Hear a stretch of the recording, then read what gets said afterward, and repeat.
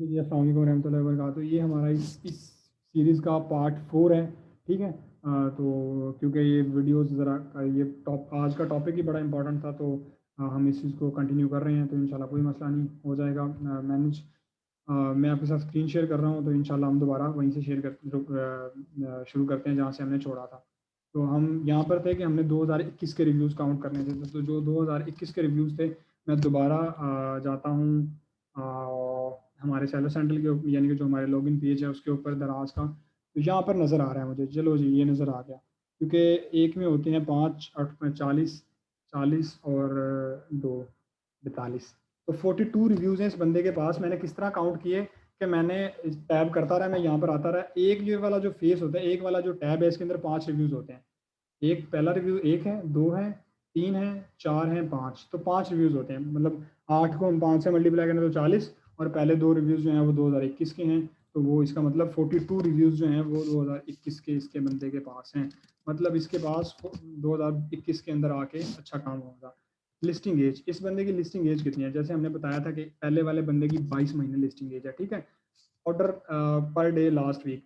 अच्छा, ऊपर आप फॉर्मूला देख रहे होंगे, ये ऊपर इस कॉलम के अंदर फॉर्मूला भी लिखा हुआ है। आपने ज़रा आंखें खोल के टैब करना है। ये ऊपर वाला फॉर्मूला जो है, लास्ट, एल का मतलब लास्ट, और डब्ल्यू का मतलब वीक, आर का मतलब reviews, multiply bye 3 divided by 7, ठीक है। लास्ट वीक रिव्यूज़ जो है हमारे पास वो हैं 7, तो 7 को अगर हम मल्टीप्लाई बाय करें 3, 21, 21 को हम डिवाइड करें 7 के ऊपर, 7 मल्टीप्लाई बाय 3 21, 21 डिवाइडेड बाय 7, तो ये हमारे पास 3 ऑर्डर आ रहा है। यानी कि लास्ट पर वीक के हिसाब से हमारे पास 3 ऑर्डर आ रहा है, ठीक है। अच्छा जी, सही है। इसके अलावा यहाँ पर फॉर्मूलाज चेंज होते जा रहे हैं, आप खुद देखते जाएं। दूसरा फॉर्मूला क्या है कि 2 का मतलब second last week reviews multiply by 4। Second last week में हमारे पास 6 रिव्यूज़ थे, 6 मल्टीप्लाई बाय 4 डिवाइडेड बाय 7, तो ये 24 बनता है। एक minute, 6 multiply by 4 divided by 7, तो ये 3.4, यानी कि हमारे पास तकरीबन हम ऑलमोस्ट इसे 4 काउंट कर लेते हैं कि 4 रिव्यूज़ हैं। आगे फिर थर्ड लास्ट वीक रिव्यूज़, 3 का मतलब third last week reviews. Third last week reviews हमारे पास एक रिव्यू है, एक को मल्टीप्लाई करेंगे 5 से, तो एक को मल्टीप्लाई करेंगे 5 से, डिवाइड कर देंगे 7 के ऊपर, तो 1 मल्टीप्लाई बाय 5 डिवाइडेड बाय 7, तो हमारे पास तकरीबन डेली का एक ऑर्डर बनता है रफली। ये थोड़ा कम बनता है, लेकिन मैंने एक, क्योंकि मैंने अराउंड अबाउट करके बना रहा हूँ। तो जो टोटल ऑर्डर हमारे पास बने, टोटल ऑर्डर को हमें किस तरह काउंट करना है? Order per day, order per day जो लास्ट वीक के ऑर्डर्स हैं उनको हमने 30 से मल्टीप्लाई करना है और लिस्टिंग एज से मल्टीप्लाई कर देना है, ठीक है। बड़ा सिंपल है। जो लास्ट वीक के अंदर हमारे पर डे ऑर्डर आए थे 3, ये जो हमारा पर डे ऑर्डर आ रहा है 3 आ रहा है लास्ट वीक। रिमेंबर, यहाँ पर लास्ट वीक जो हमारा लास्ट वीक है उससे मल्टीप्लाई करना है। ये पहले वाला लास्ट वीक है, फिर सेकंड लास्ट वीक है, फिर थर्ड लास्ट वीक है। तो जो पहले वाला लास्ट वीक है उसको हमने 3, हमारा पर डे ऑर्डर आ रहा है 3 मल्टीप्लाई बाय 30, और क्योंकि एक महीने में 30 दिन होते हैं, तो लिस्टिंग एज आ जाएगा 3, 3 मल्टीप्लाई बाय 30, और लिस्टिंग एज है 22 multiply by 22, 3 multiply by 30 multiply by 22। इस बंदे ने अभी तक तकरीबन, नहीं, ये बहुत ज़्यादा है, ये बहुत ज़्यादा है इसका। ये फॉर्मूला नहीं ठीक बनेगा यहाँ पर, ये बहुत गलत रेशो आएगी इस ऑर्डर की। No no no no no no,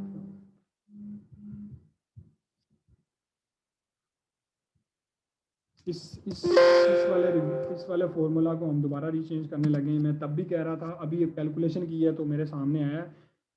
total reviews जो हैं, टोटल रिव्यूज़ जो हमारे हैं, टोटल रिव्यूज़ इस लिस्ट के, सही है, multiply by 3। Simple simple formula, कोई इसमें रॉकेट साइंस नहीं है। जो हमारी इस लिस्ट के टोटल रिव्यूज़ हैं, यानी कि इस बंदे के जो टोटल रिव्यूज़ हैं मल्टीप्लाई बाय 3, सिंपल, आसान हल है, बहुत आसान ऑर्डर आएंगे। अगर जो पहले वाला यहाँ पर फॉर्मूला लिखा हुआ था उसके हिसाब से बहुत ऑर्डर बन रहे हैं। इतने ऑर्डर हो ही नहीं सकते, पॉसिबल ही नहीं है दराज के ऊपर इतने रिव्यूज़ के साथ इतने ऑर्डर आए, सवाल ही नहीं पैदा होता। इस बंदे के पास 86 रिव्यूज़ थे, मल्टीप्लाई बाय 3, तो इसका मतलब तकरीबन इस बंदे ने 258 ऑर्डर इस बंदे ने कंप्लीट किए हुए हैं। ठीक है, ये मैंने एक बंदे की कैलकुलेशन की है, इसी तरह बाकियों की भी आपने कैलकुलेशन करनी है हर बंदे की। ठीक है, ये मैंने इस वाले भाई साहब की कैलकुलेशन की है, इस वाले भाई साहब की कैलकुलेशन भी करनी है आपने, इसकी भी कैलकुलेशन करनी है, इसकी भी, हर हर प्रोडक्ट की आपने इसी तरह कैलकुलेशन करनी है यहाँ पर। जैसे ये वाला मैंने एक कॉलम फिल किया है, इसी तरह 10 के 10 लोगों के लिए आपने कॉलम फिल करनी है ये वाले। हर बंदे ने जो प्रोडक्ट करनी होती है वो इसी हिसाब से करनी होती है। ठीक है, तो ये चीज़ है। ठीक हो गया जी। तो एक तो ये हमारे पास चीज़ आ गई जनाबे वाला। अच्छा जी, ये शीट हमारी मुकम्मल हो गई है, हमने कंप्लीट कर दी है, कंप्लीट फिल कर दी है। इसी तरह आपने ये सारी शीट फिल कर देनी है। ओके जी, वेल डन। अगला जो हमारा लास्ट शीट है वो है इन्वेंट्री ट्रैकिंग। इन्वेंट्री ट्रैकिंग के अंदर क्या आता है जनाबे वाला? इन्वेंट्री ट्रैकिंग के अंदर पहले प्रोडक्ट का नाम है। मिसाल के तौर पे मेरी जो पहली प्रोडक्ट है उसका नाम मैंने ये वाला है, मैंने पूरा नाम ही कॉपी कर लिया। ठीक है जी, मैंने पूरा नाम कॉपी किया और इसके बाद वो कहता है डे 1 का स्टॉक कितना है। अब मैंने इसका स्टॉक किस तरह चेक करना है? स्टॉक चेक करने के बहुत सारे मेथड हैं। मेरा रिकमेंडेड मेथड ये है कि आप कंट्रोल यू करें, कंट्रोल प्लस यू। तो जब आप कंट्रोल प्लस यू करेंगे तो कंट्रोल एफ करें, आप इसके ऊपर लिखें स्टॉक। तो ये थोड़ा टाइम लेगा, हर सिस्टम के ऊपर डिपेंड करता है कितना टाइम लेता है।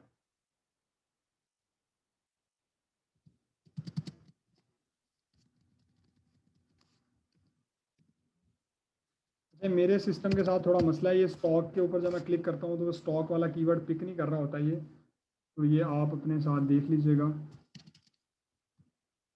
वो स्टॉक आ गया था, अभी आया, लेकिन वो मैंने थोड़ा लोड लेता है, लोडिंग में टाइम लेता है, क्योंकि 8000 रिजल्ट हैं टोटल। तो 8000 के अंदर इसने जब देखना है तो थोड़ा लोडिंग में यहाँ पर टाइम लेगा, थोड़ा सा बर्दाश्त कर लीजिएगा। ये स्टॉक के जो रिजल्ट आते हैं ये मैक्सिमम कोई 10-15 रिजल्ट आते हैं, आपने देखा 15 रिजल्ट आए हैं। ठीक है, मैंने स्टॉक के ऊपर मैं गया, मैं टैब करता रहूँगा। ये दूसरा स्टॉक है, तीसरा है, चौथा है, पांचवा है, छठा है। अब मैंने छठा स्टॉक किया है तो इसका स्टॉक मुझे ये दिखा रहा है 19। यानी कि इस जब मैं छठे स्टॉक के ऊपर आऊँगा, आपने छठे स्टॉक को ही ट्रैक करना है। बाज़ दफ़ा जब वेरिएशन ऐड होती है ये थोड़ा सा ऊपर नीचे बताता है, लेकिन जो इसका स्टॉक है वो 19 है। ठीक है, जो इसका स्टॉक है वो 19 है। तो ओके जी, मुझे पता चल गया इसका डे 1 का जो स्टॉक है वो 19 है। इसी तरह मैंने अगले बंदे का भी फाइंड करना है। लेट्स सपोज मैं अगले बंदे का भी फाइंड कर ही लेता हूँ, अभी कोई मसला नहीं है। ये वाला भाई साहब है, मैंने इसका भी कंट्रोल यू किया और फिर मैंने कंट्रोल एफ किया, फिर मैंने स्टॉक पे क्लिक कर दिया। तो इसका 12 स्टॉक आ रहा है, तो मैंने छठे पे जाना है। सही है जी, मैंने छठे पे जाना है। जब मैं छठे के ऊपर आया, ये वाला छठा स्टॉक बनता है, तो स्टॉक के ऊपर 10 बता रहा है मुझे। ये मुझे कह रहा है कि 10 स्टॉक हैं इसके ऊपर। तो मैंने ठीक है, मैंने यहाँ पर 10 स्टॉक लिख दिया। इसी तरह मैं अगले दिन आऊँगा, डे 1 है, अगले दिन आऊँगा, मैं इसके ऊपर अगले दिन में आके लिखूँगा कि कितना बनता है। अभी के लिए मैं अज्यूम कर रहा हूँ, मैं अपनी कैलकुलेशन बताता हूँ। ठीक है, मैं अज्यूम मैंने करना है। इस बंदे के पास एवरेज डेली के अज्यूम कर लो 10 ऑर्डर, 7 ऑर्डर आ रहे हैं या 5 ऑर्डर आ रहे हैं, तो इसका स्टॉक अभी 19 है। क्योंकि हमने आगे वाली कैलकुलेशन पूरी करनी है तो इसलिए मैं आपको समझा रहा हूँ। ठीक है, जिस दिन पहले दिन आपने पहले दिन का स्टॉक डालना है उसके साथ ही आपने कुछ चीज़ें डालनी है। रिव्यूज़ डे 1, तो आज के दिन जब हम इस बंदे को ट्रैक कर रहे हैं, पहले वाले बंदे को, तो इसके पास 86 रिव्यूज़ लाइव हैं। ये दोबारा मैं यहाँ पर दिखा देता हूँ आपको, 86 रिव्यूज़ लाइव हैं। ठीक है, तो मैंने यहाँ पर डे 1 के रिव्यूज़ लिख दिए 86। तो ठीक है, ये मैंने लिख दिया। डे 1 की जो प्राइस है वो, इसकी प्राइस जो है वो 175 है। 175 डे 1 की प्राइस है। ठीक है, नंबर ऑफ क्वेश्चन जो हैं, वो नंबर ऑफ क्वेश्चन कितने हैं इस बंदे के ऊपर? 29 क्वेश्चन है इसके ऊपर। ठीक है, ये नज़र आ रहा है आपको, तो मैंने यहाँ पर लिख दिया है। इसके पास 29 क्वेश्चन हैं। सेलर टाइप क्या है? अगर ये सेलर FBD होता तो FBD वाले यहाँ पर शो हो जाते हैं अलग से ना, यहाँ पर एक ऑप्शन बना होता है, मैं आपको दिखाता हूँ। मिसाल के तौर पे मैंने FBD पे क्लिक किया, फुलफिल बाय दराज, किधर गया भाई? मैंने फुलफिल बाय दराज क्लिक किया। फुलफिल दराज पे क्लिक करने के बाद मैं इसको ओपन कर लेता हूँ, इस लिस्ट को। जैसे मैंने इस लिस्ट को ओपन किया तो मुझे यहाँ पर एक ऑप्शन नज़र आ रहा होगा लेफ्ट साइड पे, ये नज़र आ रहा है फुलफिल बाय दराज। यानी कि इसका मतलब ये दराज के वेयर हाउस में ये सामान पड़ा हुआ है, तो इसलिए ऑब्वियसली फॉर श्योर ये FBD है, क्योंकि इसके ऊपर ऑर्डर्स आ रहे हैं। ठीक हो गया जी। तो ये मैंने, ये वाला FBD नहीं है, ये FBM सेलर है। तो मैंने यहाँ पर लिख देना है FBN, फुलफिल बाय मर्चेंट। ठीक हो गया जी। अच्छा, इसी तरह मैंने ये तो मेरा वो काम है जो मैंने डे 1 में करना है। डे 1 में मैंने सबका स्टॉक चेक करना है और डे 1 के रिव्यूज लिखने हैं, डे 1 की प्राइस लिखनी है और नंबर ऑफ क्वेश्चन लिखने हैं, सेलर टाइप लिख देनी है। ये मेरा डे 1 का काम है। ठीक है, इसके अलावा मैंने क्या करना है? इसके अलावा मैंने ये करना है कि अब मिसाल के तौर पे मैंने पूरे 7 दिन की ट्रैकिंग कंप्लीट कर ली है। मैं कहता हूँ अगले दिन इस बंदे ने कुछ स्टॉक ऐड किया था तो यहाँ पर 100 आ गया। 100 के बाद इस बंदे ने 100 के बाद इसके मिसाल के तौर पे इसके 5 यूनिट बिक गया 95। अगले दिन इसके अज्यूम कर लो इसके हम अज्यूम कर लेते हैं कि इसके 6 यूनिट बिक गए, हम 79 लिख देते हैं।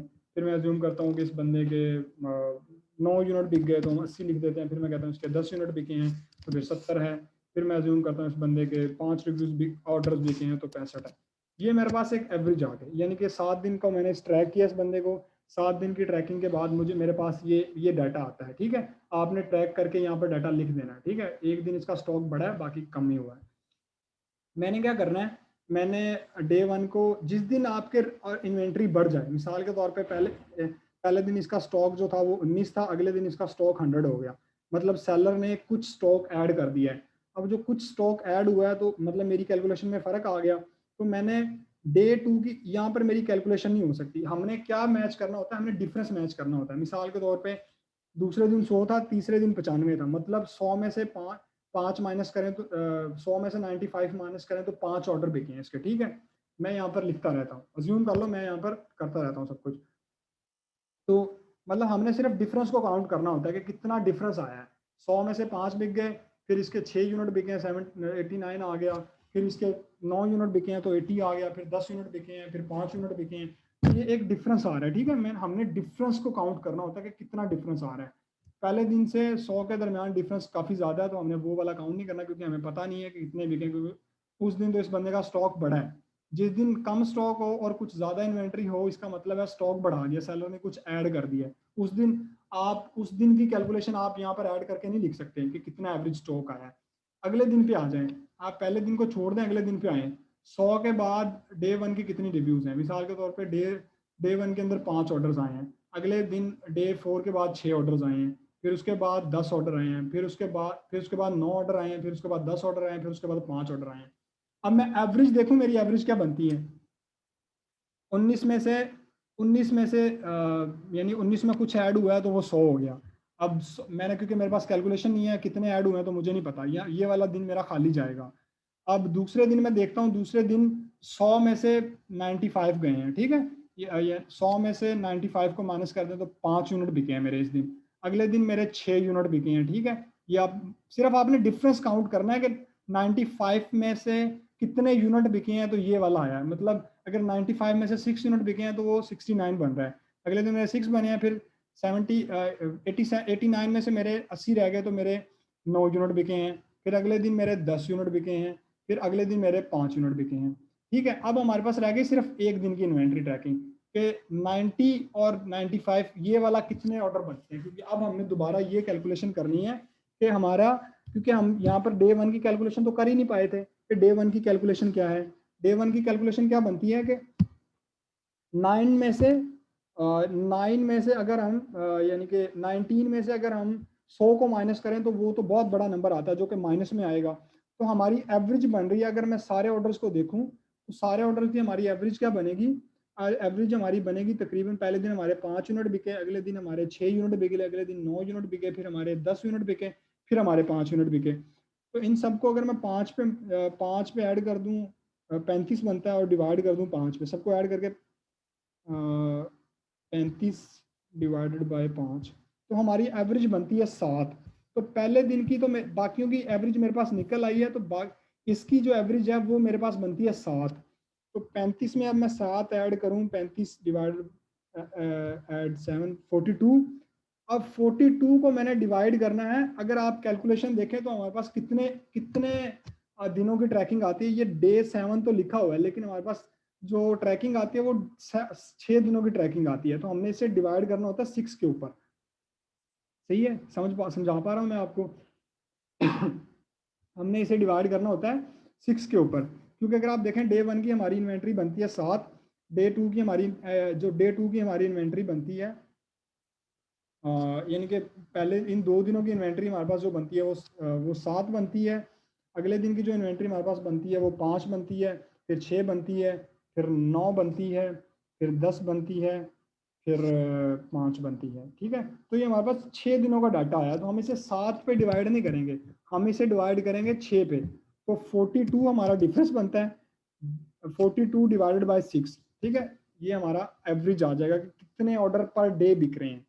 42 डिवाइडेड बाई 6, तो ये हमारा 7 बनता है, यानी कि डेली के इस बंदे के 7 यूनिट बिक रहे हैं। ठीक है, तो ये हमने डिवाइड किया 6 के ऊपर, ना के 7 के ऊपर।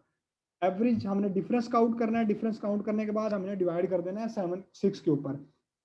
अगर आप एक चीज नोटिस कर रहे हो, जो हमने फार्मूले के जरिए कैलकुलेशन की थी, तो हमारा पर डे जो ऑर्डर रेशो आ रहा था वो यहाँ पर कम आ रहा था, लेकिन जो हमारा इन्वेंट्री के अंदर आ रहा है तो वो ज्यादा आ रहा है। उसकी वजह क्या है कि जो हमने ये वाली कैलकुलेशन की है ये बहुत रियलिस्टिक है, बहुत ज्यादा रियलिस्टिक है। ये हमने कोई चीज छोड़ी ही नहीं है कि हमने इतना कंक्रीट करके उसे निकाला है कि हमारे पास सिर्फ जेन्युइन ऑर्डर ही आ रहे हैं। ये तो खैर हमने एक एवरेज नंबर लिया, ये कोई फिक्स नहीं है, लेकिन ये हमारे पास एक एवरेज नंबर आ गया।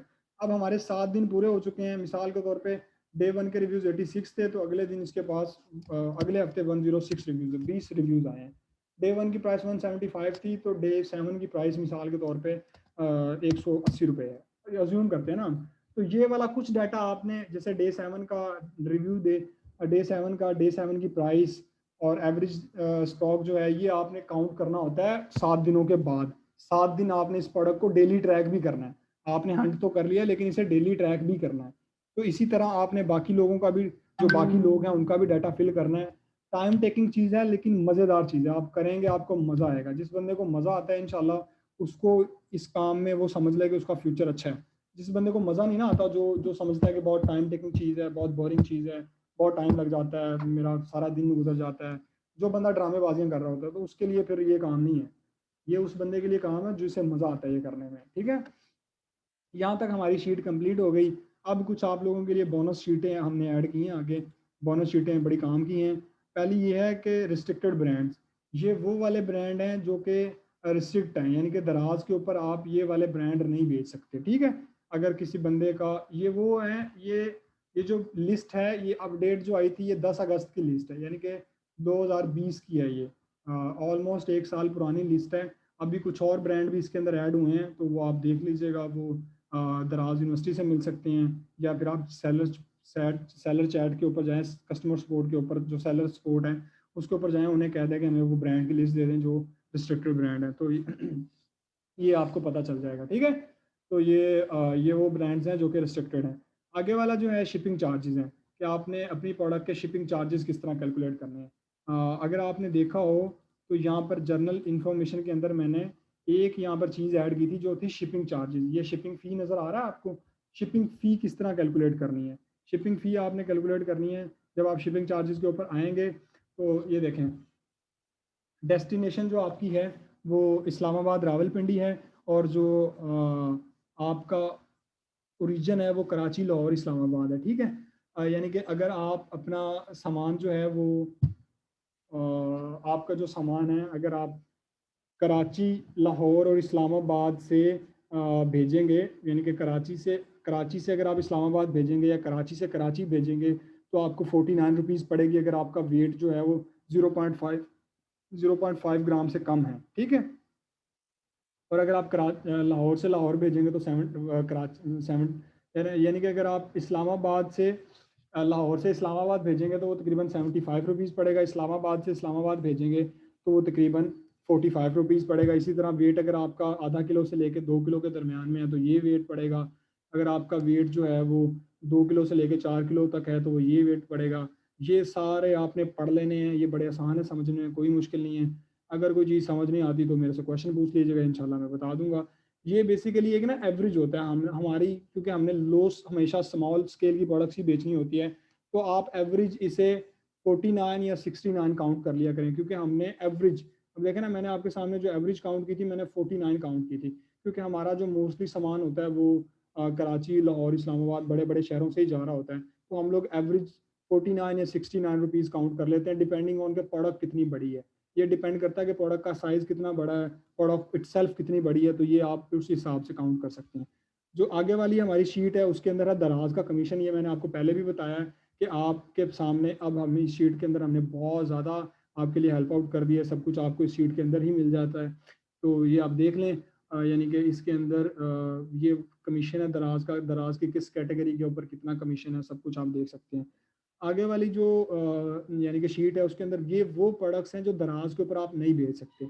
ये हैं यानी कि कुछ इसमें बहुत सारी प्रोडक्ट्स हैं, आप देख लीजिएगा कौन कौन सी प्रोडक्ट्स हैं। यानी कि फ्रेश फूड के अंदर आता है, ईटेबल और ड्रिंक्स हैं, रिलीजियल जो बुक्स हैं वो बेच नहीं सकते, इलेक्ट्रॉनिक्स के अंदर बहुत सारी चीज़ें वो नहीं बेच सकते, फर्नीचर नहीं बेच सकते आप, बहुत सारी चीज़ें हैं यानी कि जो वेपन्स हैं वो नहीं बेच सकते, मिशीशियस जो हैं मिलीशियस वो नहीं बेच सकते, एसेसरीज़ को बहुत किस्म की हैं वो नहीं बेच सकते, स्मोकिंग है, बहुत सारी चीज़ें जो आप नहीं बेच सकते। तो ये आप पढ़ लीजिएगा, ये अपडेटेड शीट है, ठीक है? तो इसको आप ज़रा देख लीजिएगा, इसके अंदर भी बहुत सारी चीज़ें हैं जो आपको मिल जाएँगी। तो जी दैट्स इट, ये थी आज की हमारी प्रोडक्ट हंटिंग की वीडियो। आई होप आपने बहुत कुछ सीखा होगा। मैंने तो बहुत सीखा है भाई, मैंने खुद बड़ा सीखा है, हालाँकि मैंने ही आपको लेक्चर दिया है, लेकिन ये है कि लेक्चर देने वाला कभी प्रो नहीं हो सकता। मैं तो खुद भाई निकम्मा बंदा हूँ, तो मैं इसलिए मतलब मैं कर रहा हूँ। मतलब मैंने खुद बहुत सीखा, बिलीव मी मैंने बहुत सीखा है इस लेक्चर के दौरान ही। बहुत सारी चीज़ें मैंने कैलकुलेट की हैं, तो वो की हैं। ये आई रिपीट, मैं दोबारा रिपीट कर रहा हूँ कि ये जो डाटा है ये आपने हर बंदे ने 10-10 का ही फिल करना है। ये मैंने सिर्फ समझाने के लिए एक-एक का फिल किया था, तो आपने हर बंदे ने कर देना है। जो लोग यहाँ पर ये वीडियो देख रहे हैं, ये वो सेशन के अंदर नहीं है क्योंकि ये लाइव सेशन हो रहा है हमारा। जो इस सेशन के अंदर नहीं है, उन सबसे मेरी गुजारिश है वो ये करें कि आप मुझे फ़ेसबुक के ऊपर फ़ॉलो कर लें वक़ार रफ़ीक के नाम से। हम जो हमारा कंपनी का पेज है क्रिएटर बीज़, आप उसे फ़ॉलो कर लें। उसके ऊपर आप अपने क्वेश्चन पूछ सकते हैं, और ग्रुप हैं जो एक्सट्रीम कॉमर्स है, इनेबलर है, बड़े-बड़े जो ग्रुप हैं, वो सारे ग्रुप्स आप देख लीजिएगा। उनके अंदर इंशाल्लाह मैं आपको एक्टिव मिलूँगा, तो वहाँ पर आप अपने क्वेश्चंस पूछ सकते हैं। तो ये आज का हमारा सेशन था जी। इंशाल्लाह आपको उम्मीद है बहुत सारी हेल्प आउट हुई होगी। इंशाल्लाह अगर आपको कोई क्वेश्चन हो तो ज़रूर याद कीजिएगा। बहुत शुक्रिया आपका, जज़ाकल्लाह खैर। अस्सलाम वालेकुम।